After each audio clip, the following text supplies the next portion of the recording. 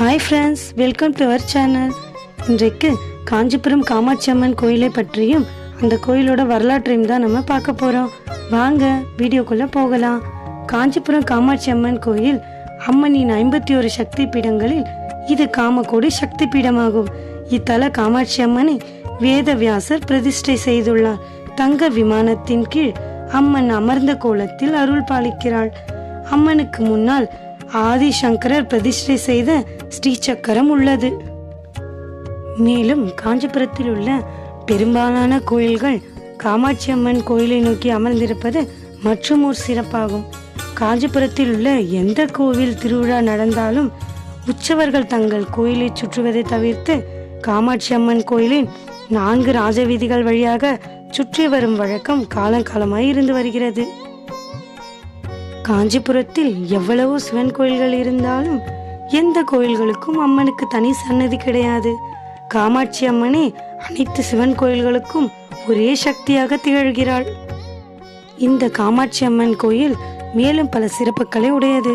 அதாவது துர்வாசு முனிவரால் கிரேத யுகத்தில் 2000 ஸ்லோகங்களாலும், பரசுராமரால் திரேத யுகத்தில் 1500 ஸ்லோகங்களாலும், தௌமியசாரியரால் துவாபார யுகத்தில் 1000 ஸ்லோகங்களாலும், ஆதிசங்கரால் கலியுகத்தில் 500 ஸ்லோகங்களாலும் பாடப்பட்ட பெருமை காமாட்சி அம்மனுக்கு உண்டு.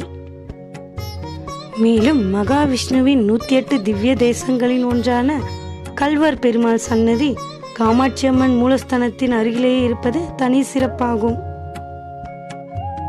சக்தி பீடங்களில் மிக முக்கியமான தலம் இந்த காமாட்சி அம்மன் ஆலயம்.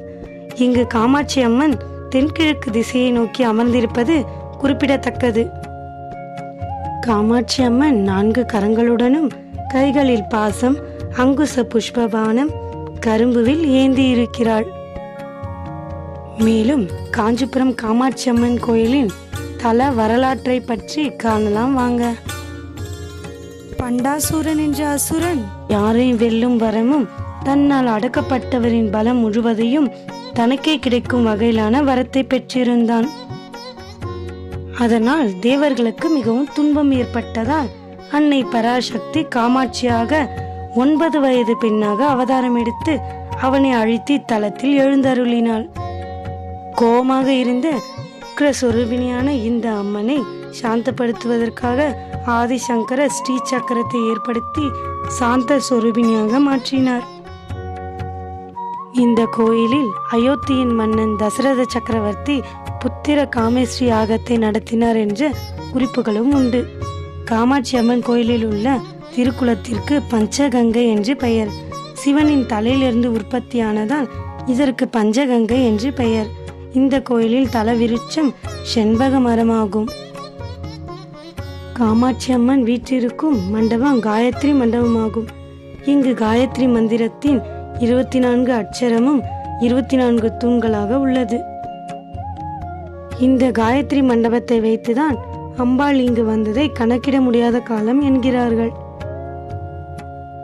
இங்குள்ள அன்னையின் முகம் மிகவும் தீர்க்கமாக இருப்பதால் அன்னையை கூர்ந்து தரிசிப்பவர்களுக்கு அன்னை கண் சுமிட்டுவதை போன்ற உணர்வு ஏற்படும் என்கிறார்கள். இத்தனை சிறப்புமிக்க காஞ்சியின் மத்தியில் காமாட்சி அம்மன் கருணை வடிவாக பத்மசனத்தில் அமர்ந்து கொண்டு பக்தர்களுக்கு அருள் பாலிப்பது மிகவும் சிறப்பாகும். இந்த கோயிலில் வருடந்தோறும் மாசி மாதம் 10 நாள் பிரம்மோற்சவம் மிக விமர்சையாக நடைபெறுகிறது. புரட்டாசியில் நவராத்திரி திருவிழா, ஐப்பசியில் அவதார உற்சவம் ஆகியவையும் நடைபெறுகிறது.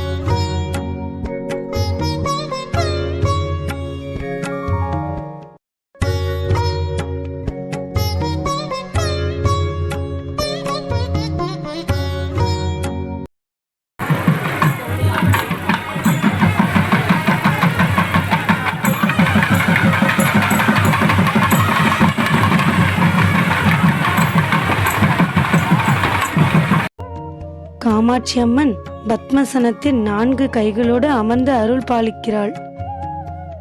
மேல் வலது கையில் பாசம், இடது கையில் அங்குசம், கீழ் வலது கையில் 5 புஷ்பங்களோடும் கீழ் இடது கையில் கரும்பு வில்லோடும் காட்சி அளிக்கிறாள். காமாட்சி அம்மன் கோயில் கோபுரம் சுமார் 400 ஆண்டுகளுக்கு முன் கிருஷ்ணதேவராயர் மன்னர் காலத்தில் கட்டப்பட்டது. காமாட்சி அம்மன் ஆலயத்தின் மேலும் ஒரு சிறப்பு, இது நாபிஸ்தானமாகும். இது தாட்சாயணியின் நாபி ஒட்டியானம் விழுந்த இடமாகும். அம்மன் சன்னதியின் விட்டு வெளியே வந்தால் காசியில் உள்ள அன்னபூர்ணியை போன்று இங்கும் அன்னபூர்ணியாக ஒரு கையில் அன்ன பாத்திரத்துடனும் ஒரு கையில் கரண்டியுடனும் காட்சி தருகிறாள். அதன் அருகில் சரஸ்வதி தேவி வீற்றிருப்பது மற்றும் ஒரு சிறப்பாகும். சரஸ்வதி தேவி சன்னதிற்கு வெளியே வந்தால் தர்மசாஸ்தா காணப்படுகிறார். தமிழகத்தை ஆண்டு வந்த கரிகால சோழன் இங்கு வந்து அங்குள்ள தர்மசாஸ்தாவிடம் பூச்செண்டு வாங்கி சென்று வெற்றி கொடி நாட்டியதாக புராணம் கூறுகிறது. மேலும் ஆதிசங்கரருக்கு தனி ஆலயம் உள்ளது. காமாட்சி அம்மன் கோயில் காலை 5 மணி முதல் மதியம் 12:30 மணி வரையிலும், மாலை 4 மணி முதல் இரவு 8:30 மணி வரையும் திறந்திருக்கும். இத்தனை சிறப்புமிக்க சாந்த சொரூபினியான காமாட்சி அம்மனை தரிசித்து வளமோடு வாழ்வோம். இந்த வீடியோ பிடிச்சிருந்தா லைக் பண்ணுங்க, ஷேர் பண்ணுங்க, கமெண்ட் பண்ணுங்க, மறக்காம சப்ஸ்கிரைப் பண்ணுங்க. தேங்க்யூ.